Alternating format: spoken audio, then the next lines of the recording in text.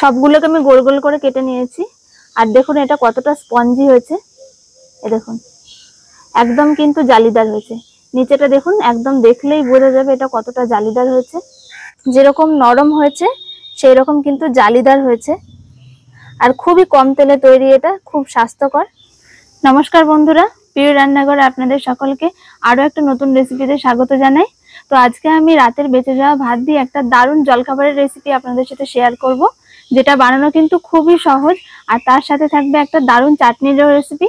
আপনারা কিন্তু অবশ্যই ভিডিওটা শেষ পর্যন্ত দেখতে থাকুন। আশা করছি আজকের ভিডিওটা আপনাদের সকলের ভালো লাগবে।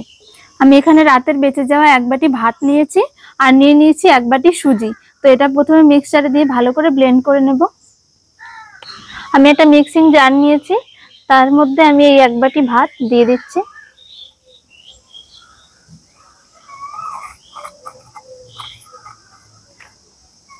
আর এই ভাতের সাথেই দিয়ে দিচ্ছি আমি এরকম ছোট বাটির এক বাটি দই। তো এই দইটা কিন্তু দেওয়া খুব জরুরি। তো আমি এখানে টক দই ব্যবহার করেছি, এই টক দইটা কিন্তু অবশ্যই দেবেন। এবারে দিয়ে দিচ্ছি বাটিটা ধুয়ে একটু জল।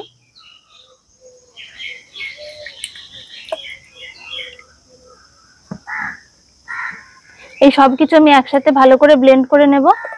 আর আমি এখানে যে এক বাটি সুজি নিয়েছি, এই সুজিটা আমি একদম যে মিহি গুঁড়ো সুজি হয় সেটা নিয়েছি। তার জন্য আমি ব্লেন্ড করছি না। যদি আপনারা মোটা দানার সুজি নেন তাহলে কিন্তু অবশ্যই একটু মিক্সচারে দিয়ে ভালো করে একটু গুঁড়ো করে নেবেন। ভাত আর টক দইটা আমি খুব ভালো করে ব্লেন্ড করে নিয়েছি।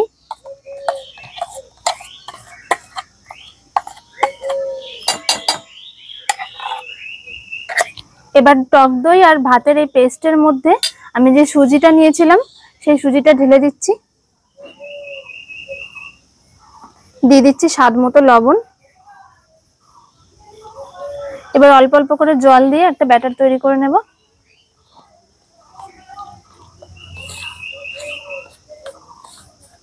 সবকিছু আমি জল দিয়ে ভালো করে গুলে নিয়েছি। আর এই ব্যাটারটা এরকম ভাবে তৈরি করতে হবে যেন খুব বেশি পাতলা না হয়। সুজিটা জলটা টেনে নেবে, তারপরে যেন ঠিক এরকম ভাবে একটু থাকে, সেরকম ভাবে জলটা দিতে হবে। তো এটা আমি ঢাকা দিয়ে রেখে দিচ্ছি একটা সাইডে।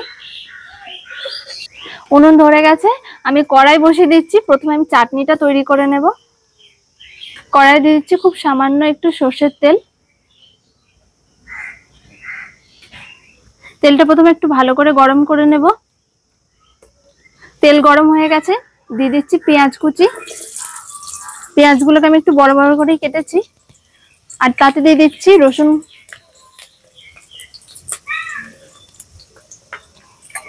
একটু হালকা করে নেড়ে নেব।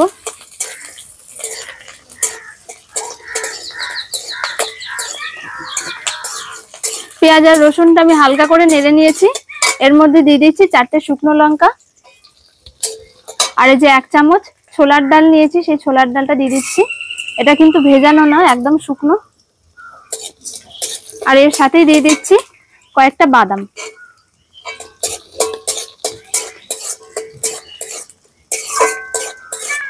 সবকিছু দিয়ে একটু ভালো করে ভেজে নেব। সবকিছু দিয়ে একটু হালকা করে ভেজে নিতে হবে। দেখুন ঠিক এরকম করে ভেজে নিয়েছি। রসুন পেঁয়াজ কোনোটাই কিন্তু পুড়বে না, মোটামুটি একটু হালকা করে শুধু ভেজে নিতে হবে। তেল থেকে তুলে নিচ্ছি সবকিছু।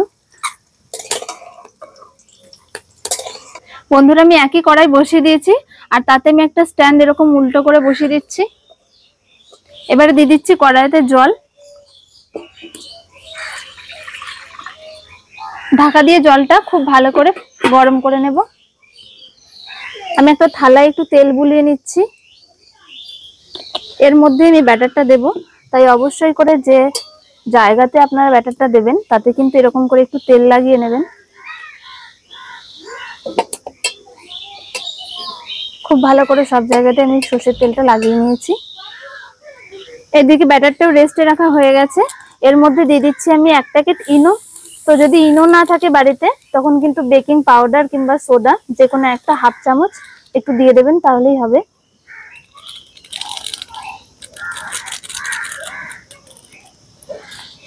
ইনোর মধ্যে দিয়ে দিচ্ছি 2 চামচ জল। এই জলটা কিন্তু অবশ্যই করে দেবেন। এবারে ভালো করে মাখিয়ে নিচ্ছে সুজি আর ভাতের এই পেস্টের মধ্যে।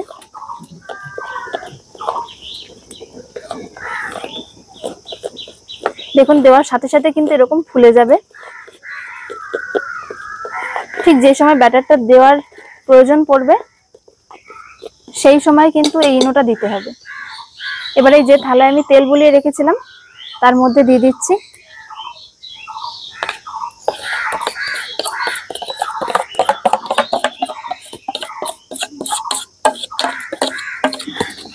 এইভাবে একটু ঝাঁকিয়ে নিতে হবে। থালার সব জায়গায় খুব ভালো করে দেখুন চাড়িয়ে গেছে। এবার আমি কড়াইতে দিয়ে দেব। কড়াইয়ের জলও খুব ভালোভাবে দেখুন ফুটে গেছে। আর আমি যেহেতু কড়াইয়ে তেল ছিল সেই অবস্থায় দিয়ে দিয়েছি, এই তেলগুলো দেখুন ভেসে উঠেছে। এবারে থালাটা আস্তে আস্তে করে বসিয়ে দিচ্ছি।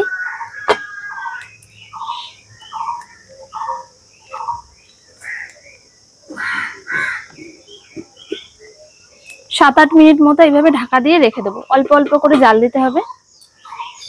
বন্ধুরা এদিকে এটা ভাপে হচ্ছে, ততক্ষণে আমি চাটনির জন্য যে মশলাগুলো ভেজে রেখেছিলাম সেটা একটা সুন্দর পেস্ট তৈরি করে নিতে হবে। তার জন্য আমি একটা মিক্সিং জারে নিয়ে নেব। এগুলো একটা মিক্সিং জারের মধ্যে আমি এই ভেজে রাখা মশলাগুলো প্রথমে দিয়ে দিচ্ছি। এই চাটনিটা খেতে কিন্তু অসাধারণ লাগে। তো আপনাদের হাতের কাছে যদি শুকনো নারকেল থাকে তাও কিন্তু এর মধ্যে দিয়ে দিতে পারেন। এবার দিয়ে দিচ্ছি 1 চামচ কাশ্মীরি লঙ্কার গুঁড়ো শুধু কালারের জন্য। আর দিয়ে দিচ্ছি স্বাদ মতো লবণ, 1 চামচ তেঁতুলের জল। সবকিছু দিয়ে আমি খুব ভালো করে একটা পেস্ট তৈরি করে নেব। চাটনিটার একটা খুব সুন্দর পেস্ট তো আমি তৈরি করে নিয়েছি। এবার আমি একটা বাটিতে ঢেলে নেব। এই চাটনিটা কিন্তু আপনারা রুটি, পরোটা যে কোনো কিছুর সাথে খেতে পারেন, খেতে খুব সুন্দর লাগে। এই মিক্সি জারের মধ্যে দেখুন একটু মশলা আছে, তার মধ্যে আমি একটু জল দিয়ে নিচ্ছি। এটাকে ধুয়ে এই জলটা আমি দিয়ে নেব বাটিতে। এই মিক্সি ধোয়া জলটা আমি এই চাটনির বাটির মধ্যে দিয়ে দিচ্ছি।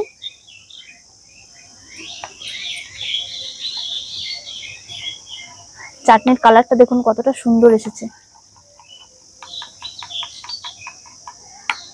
এটা এখনো গাঢ় রয়েছে, এটা আরো কিছুটা জল দিয়ে দেবো। আর জল দেওয়ার দরকার নেই, মোটামুটি এরকম থাকলেই হবে। 7-8 মিনিট মতো আমি কড়াইটা ভালো করে জাল দিয়ে নিয়েছি। এবার ঢাকনাটা খুলে দেখে নেব। আর আমি একটা টুথপিক নিয়েছি, এটা দিয়ে দেখে নেওয়ার জন্য। খুব সুন্দরভাবে কিন্তু ফুলে উঠেছে। দেখুন কাঠির গাটা কিন্তু একদম পরিষ্কার, তার মানে বুঝতে হবে এটা হয়ে গেছে পুরোপুরি। এবার নামিয়ে নেব আমি কড়াই থেকে। এটা বেশ ঠান্ডা হয়ে এসেছে। আর দেখুন এই চারপাশটা কিরকম ছেড়ে যাচ্ছে, এই দেখুন। আর কিরকম ফুলেছে, আর খুব একটা স্পঞ্জি হয়েছে কিন্তু। এই যে দেখুন একদম জালিদার হয়েছে। আমি একটা গ্লাস নিয়েছি, এই গ্লাসে গোল গোল করে কেটে নেব।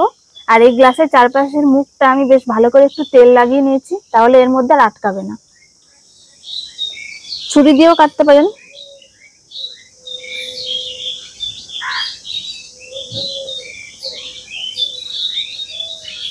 এটা যেহেতু খুবই নরম, তাই এইভাবে গ্লাসে করে প্রথমে একটু কেটে নেবেন। দেখুন আমি এইভাবে কেটে নিচ্ছি। আর তারপরে খুন্তি দিয়ে এইভাবে নিচেটা একটুখানি তুলে নিচ্ছি। এতে করে কিন্তু ভালোভাবে উঠে যাবে, আর নয়তো ভেঙে যেতে পারে, এটা খুব নরম। দেখুন কত সহজে এইভাবে উঠে চলে আসলো। আর দারুণ কিন্তু জালিদার হয়েছে, আর খুব সফট হয়েছে একদম। সবগুলোকে আমি গোল গোল করে কেটে নিয়েছি।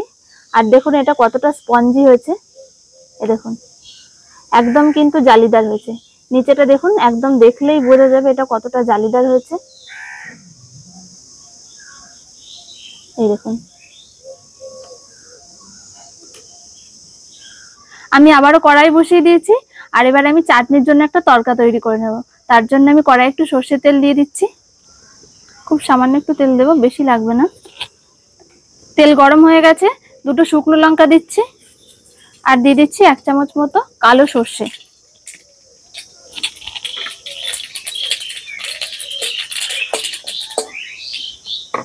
তাতে দিয়ে দিচ্ছি কয়েকটা কারি পাতা, ব্যাস তরকা রেডি। গরম গরম তরকাটা আমি দিয়ে দিচ্ছি এই চাটনির মধ্যে। কড়াই দেখুন একটু তেল আছে, আমি আরো একটু সামান্য 1 চামচ মতো দিয়ে দিচ্ছি। তেলের মধ্যে দিয়ে দিচ্ছি কালো সর্ষে আর কারি পাতা। এবারে এক এক করে এই যে জলখাবারগুলো আমি কেটে রেখে দিয়েছিলাম সেগুলো আমি দিয়ে দিচ্ছি। খুব সামান্য একটু তেলে ভেজে নেব। তো আপনারা যদি এটা করতে চান করবেন, নয়তো কিন্তু এইভাবেও খাওয়া যায়।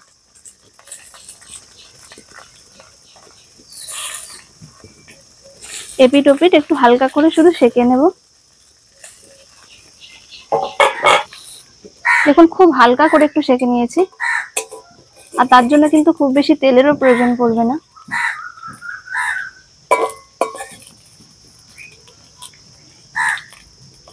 সবগুলোকে আমি উল্টে পাল্টে একটু হালকা করে সেঁকে নিয়েছি। এবার আমি কড়াইটা ধরে নামিয়ে নিচ্ছি। তরকাটা দেখুন দেওয়ার পরে কিন্তু এই চাটনিটা দেখতে খুবই সুন্দর লাগছে। এটা দিয়ে আমি একটু ঘেটে দিচ্ছি। খুব সুন্দর একটা গন্ধ আসছে এটা থেকে। রুটি পরোটা যে কোনো কিছুর সাথে খেতে পারবেন। আর এই জলখাবারটা একটা থালায় আমি সাজিয়ে নিয়েছি। এবারে দেখুন এটা দেখতে কতটা সুন্দর লাগছে। যেরকম নরম হয়েছে সেই রকম কিন্তু জালিদার হয়েছে, আর খুবই কম তেলে তৈরি, এটা খুব স্বাস্থ্যকর। আমি চাটনিটাও এর মধ্যে নিয়ে নিচ্ছি।